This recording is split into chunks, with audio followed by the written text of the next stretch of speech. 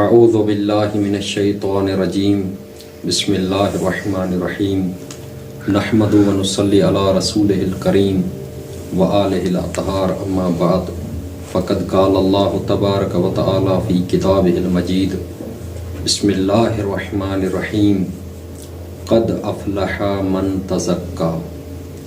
عزیزان محترم، سامعین عظام، آج کے اس درس میں کوشش کریں گے کہ فطرے کے متعلق کچھ احکامات بیان کیے جائیں۔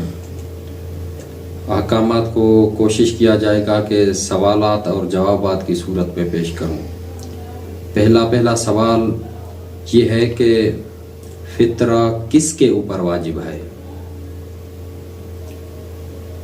جواب یہ ہوگا کہ عید فطر کی چاند رات غروب آفتاب کے وقت ہر وہ شخص جو بالغ ہو، عاقل ہو، باہوش ہو، غلام نہ ہو اور فقیر بھی نہ ہو، ایسا شخص ضروری ہے کہ اپنا اور ان لوگوں کا جو اس کے ہاں کھانا کھانے والے شمار ہوتے ہوں، چاہے اس کی فیملی سے ہوں یا فیملی سے نہ ہوں، چاہے بالغ ہوں یا بالغ نہ ہوں، ضروری ہے کہ ان سب کا فطرہ نکالے۔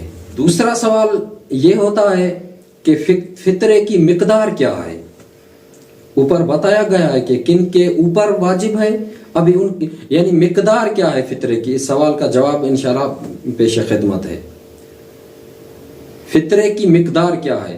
ضروری ہے کہ جس شخص کے اوپر فطرہ واجب ہے وہ ان چیزوں سے جو اس کے شہر یا علاقے میں استعمال کی جاتی ہیں، مثلا گندم، جو، گیہوں، چاول، کھجور، کشمش، ایک سا یعنی تقریباً 3 کلو ہوتا ہے، اپنی طرف سے یا جو اس کے ہاں کھانا کھانے والے شمار ہوتے ہیں کسی مستحق فقیر کو فطرے کے طور پر دے۔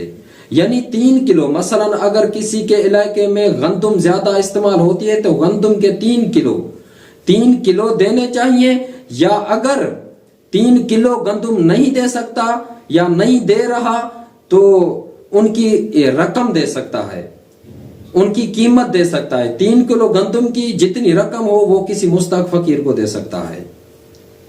اب سوال یہ ہے کہ فطرہ کن لوگوں کو دینا ضروری ہے، یعنی کون سے لوگ ہیں جو مستحق فطرہ ہیں، مصرف فطرہ کون سے لوگ ہیں؟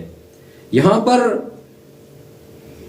جواب یہ ہوگا کہ احتیاط واجب کی بنا پر فطرہ ان لوگوں کو دینا چاہیے جو سب سے پہلا شیعہ اثنا عشری ہوں، شرابی نہ ہوں، بے نمازی نہ ہوں، کھلم کھلا گناہ نہ کرتے ہوں، مثلا اگر مرد ہے تو داڑھی مونڈنے والا نہ ہو، اگر عورت ہے تو بے پردگی نہ کرتی ہو، اور فطرے کے پیسوں کو غلط کاموں میں خرچ نہ کرے۔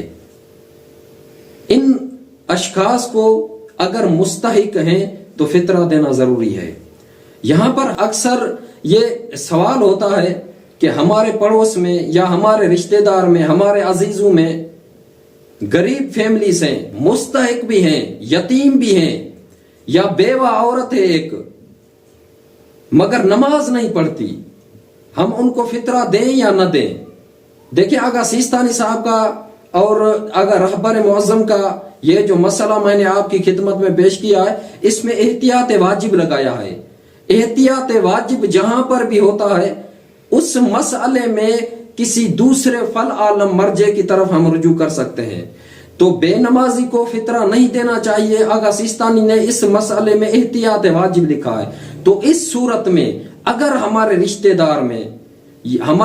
داروں میں یا ہمارے پڑوسیوں میں کوئی مستحق ہے مگر بے نمازی ہے، اگر ان کو فطرہ دینا چاہتے ہیں تو اس مسئلے میں آغا زنجانی کی طرف آپ رجوع کر کے، کیونکہ ان کی یہ شرط تارک صلاۃ والی نہیں ہے، ان کو فطرہ آپ دے سکتے ہیں، یعنی جو نماز نہیں پڑھتے۔ مگر یہ یاد رہے کہ کسی بھی صورت میں شرابی کو یا جو فطرے کے پیسوں کو غلط کاموں میں خرچ کرے ان کو اصلاً فطرہ نہیں دینا چاہیے. اگر کوئی تارک صلاۃ ہے، نماز نہیں پڑھتا، تو ان کو اس شرط پر، یعنی کیونکہ آگا سیستانی صاحب نے احتیاط لگایا ہے مسئلے میں، فتویٰ میں، تو اس صورت میں آپ فل عالم مرجع یعنی آگا زنجانی کی طرف رجوع کر کے آپ ان کو فطرہ دے سکتے ہیں. اب یہ سوال یہاں پر ختم ہوا، اور ایک اور سوال پیدا ہوتا ہے، فطرے کا سب سے پہلا حق کون سا، یعنی سب سے پہلے کس کو دیا جائے فطرہ؟ دیکھیں، سب سے پہلے اپنے غریب اور مستحق رشتہ دار جو ہیں ان کو فطرہ دیا جائے. اگر وہاں نہ ہو تو پھر پڑوسیوں میں دیے جائیں. اگر وہاں نہ ہو تو پھر پڑوسیوں میں. دیکھیں کہ پڑوسیوں میں اگر کوئی شخص مستحق ہے تو ان کو فطرہ دے، اور اگر پڑوسیوں میں بھی نہ ہو تو پھر کسی شہر یا کسی دوسرے علاقے میں فطرے کو منتقل کر سکتا ہے. اب یہ سوال پیدا ہوتا ہے کہ آیا غیر سید کو فطرہ دے سکتا ہے یا نہیں؟ دیکھیں، غیر سید کو فطرہ نہیں دے سکتا، کیونکہ فطرہ ایک صدقہ ہے اور صدقہ سید کے اوپر حرام ہے. مگر غیر سید کو فطرہ نہیں دے سکتا، مگر سید غیر سید کو فطرہ دے سکتا ہے. سید کو یا سید غیر سید کو فطرہ دے سکتا ہے. اب آخری سوال اور اس کا جواب آپ کی خدمت میں پیش کریں گے کہ فطرہ کب نکالنا چاہیے، یعنی فطرے کے نکالنے کا وقت کون سا ہے؟ جواب یہ ہوگا کہ ضروری ہے کہ انسان جیسے ہی عید فطر کا چاند دیکھے اپنا اور اپنے گھر والوں کا فطرہ نکالے، اور عید نماز سے پہلے وہ فطرہ دے دے. مگر اگر کوئی شخص جو عید نماز نہیں پڑھنا چاہتا تو ان کے لیے ظہر تک وقت ہے، وہ ظہر تک فطرہ دے سکتا ہے.